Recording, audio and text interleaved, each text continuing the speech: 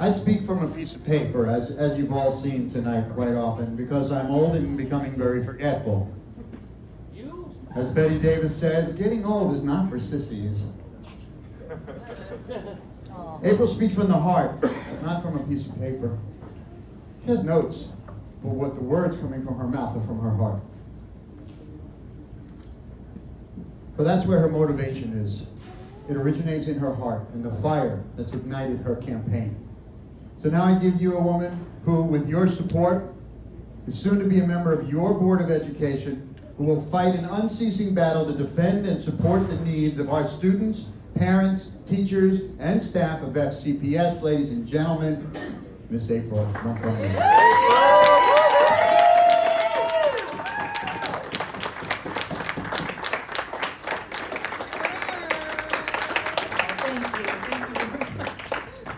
That was like the longest introduction ever.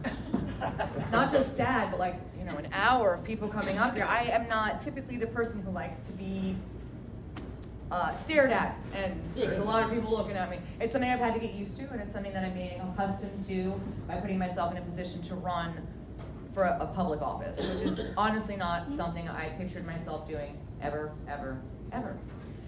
Some of you have heard me speak, some of you have not. I'm gonna give you a little bit of insight into me as a person and what led me to actually make the decision to run. As a little girl, I was a funny looking kid. Yeah, you were. I was. Wow. Hey, look, everybody got teased when they were young, yes, but I had these teeth in first grade. I also, had congenital glaucoma, so blind in one eye, blue eye, brown eye, got teased in constantly. Teased, bullied, left out, made me a very quiet, introverted person. I had a lot to say, but I was fearful to say it, just like a lot of our youth right now, okay? So I understand where they are. As I started to grow, I started to look for places where I was needed, places where I could help, and places where I felt comfortable. And typically that was with the people that were just as quiet as me. People who needed somebody, anybody, that kid that you saw on the playground sitting by themselves, that was my best friend, because that was the only person I felt comfortable talking to. My youngest sister also has congenital glaucoma, and I loved taking care of her. My mom referred to me as her third hip growing up, because my little sister was everything. I helped my mom take care of her after eye surgeries. I held her, I would commiserate with her. I used to say, actually, well, if your right eye was good and my left eye is good, we could stand together and see the whole world. So she was everything to me. Because I had self-confidence issues, my parents got me involved in martial arts. And I'm grateful that they did that, because it gave me a place where what I did was personal. I wasn't on a team. I didn't have to worry about how anybody else looked at me or thought of me or how my performance affected them. It was a personal growth type of sport. Gave me confidence, gave me self-esteem, kind of. And that's where I started teaching. There was a little boy with cerebral palsy that wanted to learn Taekwondo. I was good with kids. They asked me to work with him. So I gave him private lessons. He was 13, I was 14. I loved it. I learned more from him than he learned from me. I learned that I liked teaching. I learned that I liked children, and I learned that really, that was my wheelhouse. People that were younger than me, people that needed somebody to look to. All through high school, I worked with children. I did the, blanking on the name, doesn't matter, worked with children. And I worked in daycares. I also continued to only really want to have my own family one day. My husband's given me everything I ever truly wanted in the 3 little people that you've seen walking around here. I'm grateful to him for that, because being a mom, don't put the word just in front of mom. It is not a just. It is a very important thing to be. I took time out of my career, got a degree while I was parenting. And then when they got bigger, I said, ooh, time to go back to work. So I got a job at an elementary school where my kids could go with me. That That way I knew what was going on in their lives, right? I knew the teachers that were teaching them. I knew the curriculum that they were being taught. I worked with the before and after care program, and I worked with the kindergarten enrichment program. There I was able to actually teach 2 different students, one from Korea and one from Israel, English. They came to me completely no English. By the end of the year with me, they could speak English. They could communicate what they needed. And that was a huge, huge accomplishment for them. I just got to be witness to it. During the before and after care program, I was given the quote-unquote difficult children because I could deal with them. It was noticed that the kids that were harder to manage were the ones that I could handle. So the principal and the vice principal decided to offer me a position with the special needs department working with the SED program. If you're unfamiliar with what SED means, it is social and emotional disturbances. Those are the ones that can cause, a scene. They can make a scene. I've seen it. Jenny's seen it. She does it too. That job I actually miss, and it was one of the most difficult jobs I've ever done. And any person, like my stepmom, who's done it for almost 20 years, that has felt the calling to work with those kids, it is a calling. Right now, health insurance is not guaranteed to these teachers. They are changing that. And I'm glad they are changing that, and that will never go away. Not while I'm there.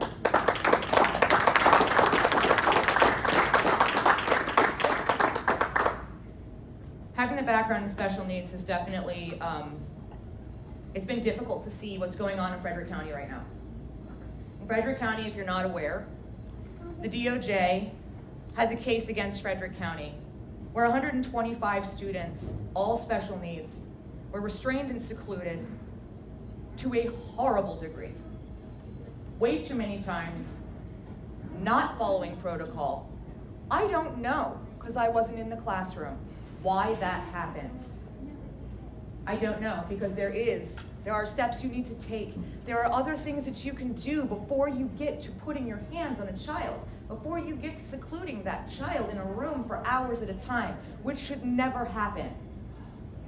The fact that, like you heard earlier, people are getting away with knowing that that happened and walking away with a big fat check, or just not being acknowledged as people that were aware, that is a really big problem.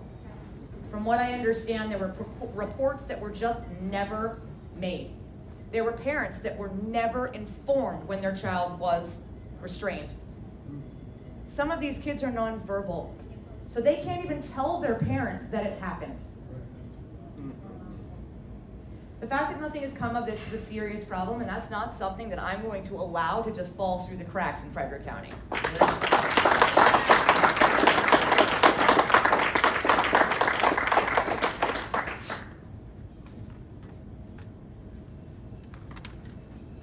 Being on the board, it's a big step. It's a big step that I decided to do, honestly, with a little elbow nudge from the big guy that you talked to earlier.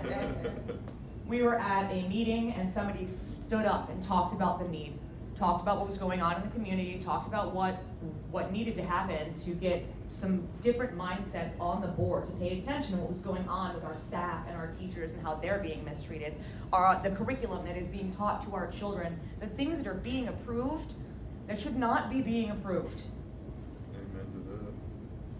My husband was thinking in his gorgeous head, I should do this, I could do this. And then he says, ooh, but she's way more qualified. So here's little shy, mousy me, like, you want me to do what? Well, okay.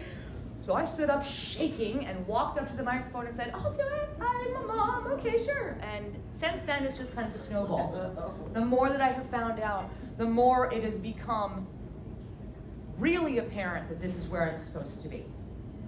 When you feel that call and when you're led to do something, you need to stand up, you need to put your big girl pants on, and you gotta just do it. Yep.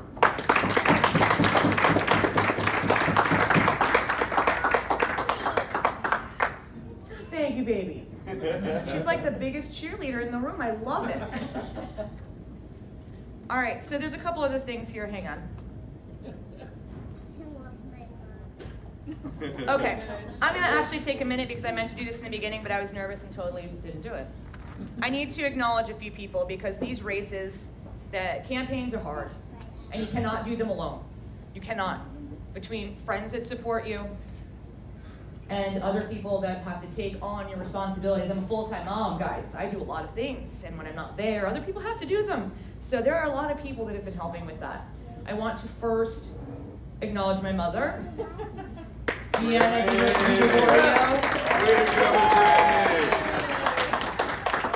My mom lives with us, if you didn't know, and my mom is always downstairs. Mom, I have a meeting. Go, she says. She is there with my children every time I walk out the door. She doesn't complain, and I know they're in good hands.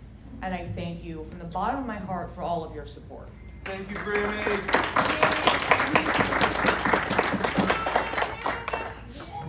Second, I gotta thank my dad, the big guy you saw up here that has been my MC. He is also my treasurer, and I would have a lot more work to do if it weren't for him. So I'm very grateful for Nick and Rebecca. Thank you, Dad. My children have had to go without their mama many, many nights. My big kids have had to take care of the little fireball that you've seen running around, which is not an easy task, okay? She's like 3 kids in one. And they do a fantastic job watching over her when I cannot. Yay, big kids. And probably my biggest supporter ever, and has been since the day I met him, my husband. He's the one that deals with my, freak out mom moments. They're like, I don't make it dead. Like, you got this, it'll be fine. You gotta have someone that's got your back, and he has mine 100% every day. I don't know how I do life without you.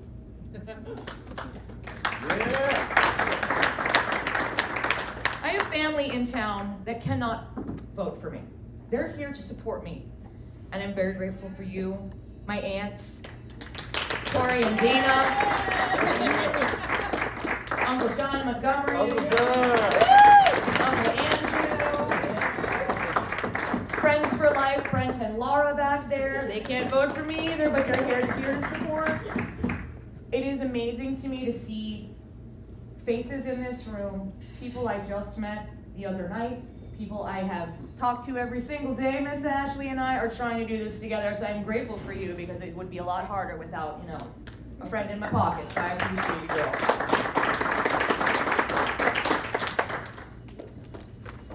So a couple other things that I think we should probably touch on. The curriculum that is being taught right now, the over-sexualized material is getting out of hand. I had to witness my daughter. What? Are you okay? I'm okay. I had to witness my daughter learning in health class things that I did not learn in high school, and she's in 8th grade. She's home virtually because she struggles with the masks, and it was my choice to keep her home, which she did not care for, which was what you heard in her speech, but I was trying to keep her safe. I didn't want her passing out and spending her day in the bathroom, which is what she was doing to get air. So we kept her home. But during her health class, I thought I heard something a little skeptical, and I said, "Can you turn your volume up, please?" She turned her volume up. I'm not going to go into detail as to what was gone over in that class, because there's tiny ears in the room. But inappropriate things that should not be talked to high school students were being spoken in that classroom. And my daughter had to put bullet points in order of very, very detailed directions for putting on a condom, including what to do after. She did not want to do that assignment. And I watched her cringe and get very uncomfortable trying to get this done so she could pass health class. One of the reasons my daughter was taking this class is because they have done something new in Frederick County. Now, as opposed to opting in to one of these classes, you have to opt out. So if the parent misses that email, that child is taking the class. You do not need permission. You have to say no. I did not receive the email to opt her out. If you'd like to see the curriculum, it is no easy task, and that is something else I'm going to change. when I get a seat on the board. Right now on the FCPS website, you can find the bullet points to a curriculum. You can find the outline very easily. I can probably tell you right now how to do it. But it does not give direct instructions. It doesn't show you the material they will be taught. It does not tell you how the teacher is going to teach it or the language that's going to be used by those teachers, which changes year by year, and it's getting more and more progressive. They are not using he and she, male and female. They have different vernacular for all of these things that do not even make sense. Okay? Come talk to me after if you'd like to know what those are. Again, little ears. The other elephant in the room comes to choice. I don't like the fact that my kids have to go to school and cover their faces. I understand that people are sick. Stay home. I understand that there is a virus, and it's real. I had it, as most of us did in this room. I'm still here. I'm young, but guess what? My dad had it. He's still here. Yeah. How many of you have had COVID? Oh, look at that. Look at all that. Yes, we've all had it, and we've all lived. Yay. I'm so proud of all of us. You know what? When it went through my house, you know who didn't get it? My kids. They did not get it. You want to wear a mask, wear a mask. You want to get vaccinated, get vaccinated. Do not tell me what I need to do with my children's lives.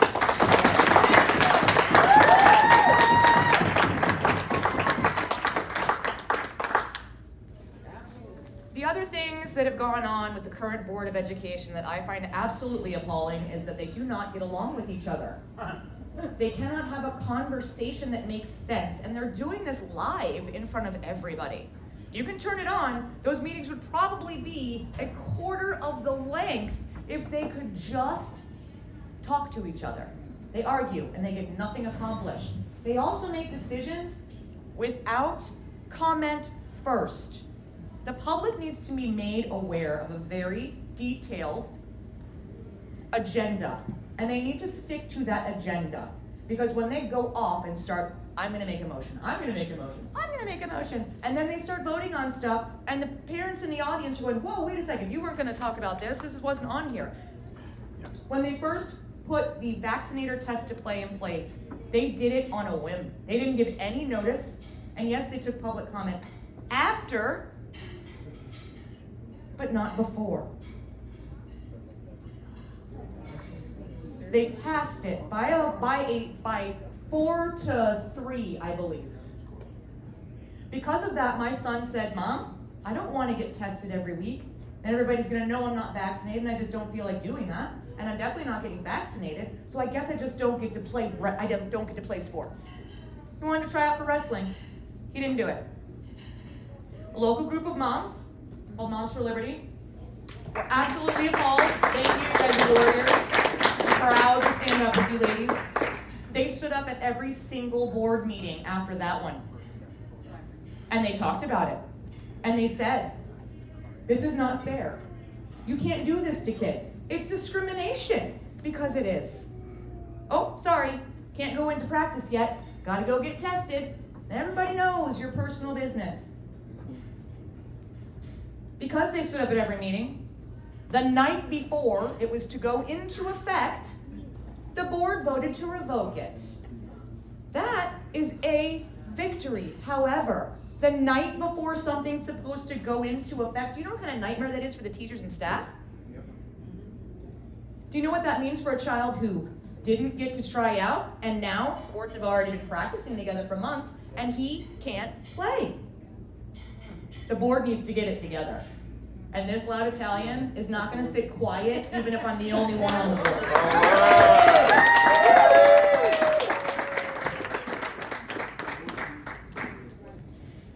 I was asked during a question and answer what I would do if I was in the minority on the board. If I was the only one that was fighting. Or even if it's just me and Ashley. Because Ashley, just the two of us, that's not enough to just make votes pass. How are you going to make a difference? What are you going to do to make sure that what you're really talking about is going to happen? what I can promise you is your voices will be heard. The things that you want to see happen, I will fight for. Right now, the board does not go to state board meetings. I will be there. When they all try and talk me down, let them try. I have no intention of sitting quietly on the board and being pushed around by the union to do whatever they want me to do. I don't like being told what to do. All right. I can attest to that. Yeah, my parents are right here. You can ask them. How about my friends back there? They know you don't tell April what to do. That doesn't fly.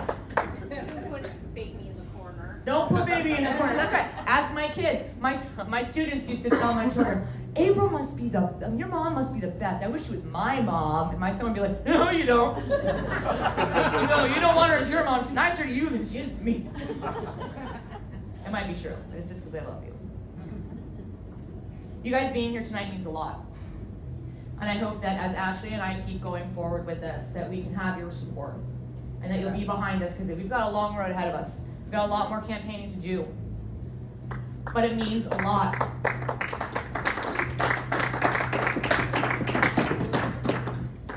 Running for a position like this is not something I really ever thought I would do. I was perfectly happy playing the supportive role. I mean, to quote one of my favorite movies, I was of the mindset that, the man is the head of the family, right? But the woman's the neck, and she can turn the head whichever way she wants it to go, right?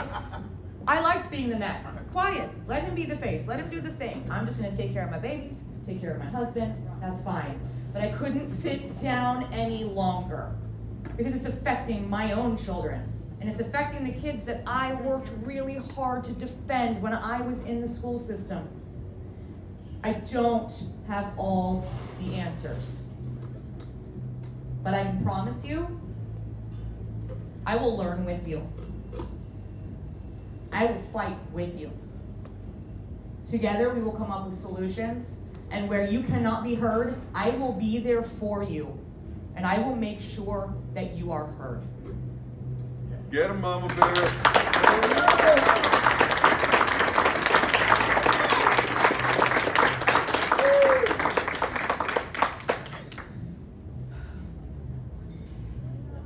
Try not to cry. This is crazy. I'm not used to everybody just looking at me. I've got to get better at it, right? Let's get ready. Here we go. Here's the end.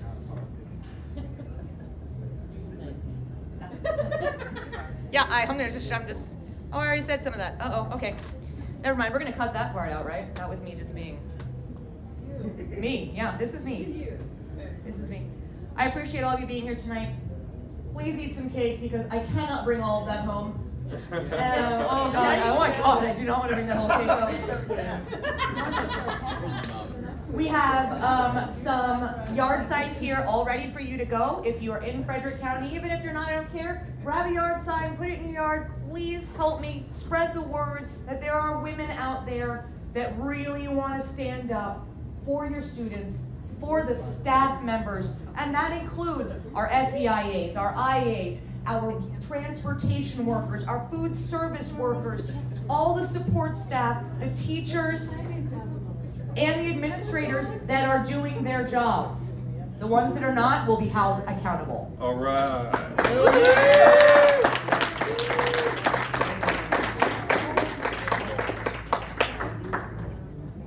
That's all I got. Thank you very much.